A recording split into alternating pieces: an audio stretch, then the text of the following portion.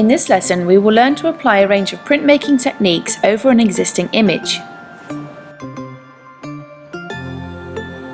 Materials you will need for this lesson are an existing image. Here I have used some recycled package paper with an existing pattern.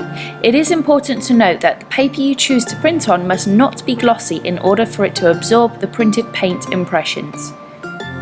You will also need to use thick paint such as acrylic paint or poster paint, a paintbrush and a couple of items that you can use for printing out some impressions. In this image I'm showing a clean, reusable yogurt pot and the base of a glue stick holder. I also threw in this rolling pin, however you may use any objects you have at home as long as you've got permission to use them first before printing. First, start by painting the underside of a clean yogurt pot to create a series of circular prints. Here I use white paint, but you may choose any colour paint that you like. Next, I attempted to print the underside of a glue stick holder yellow to make a print. However, this impression outcome was not so strong, so I decided to scrap that idea and turned into making an alternating print using very thick black acrylic paint for a stronger printed contrast. To add more depth, I apply another layer of the yogurt pot prints over the top and then I move to creating another print.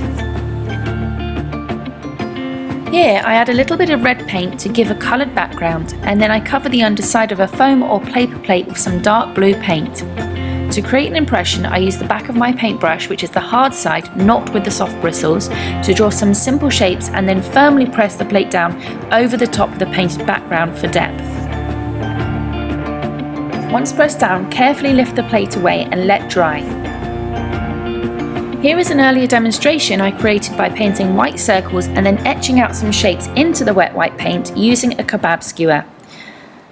Once your layered printed samples are fully dry, then you can cut them out and position them creatively inside your sketchbook. You may choose to add some notes on what works well and what materials you used for added marks and to show your thought process in your experimentation. It is important also to mention that for the existing image you don't have to use what is shown in this video. You could choose to print over a black and white printed image, a newspaper image, or even over the top of some used wrapping paper to give it a second lease of life as a piece of artwork.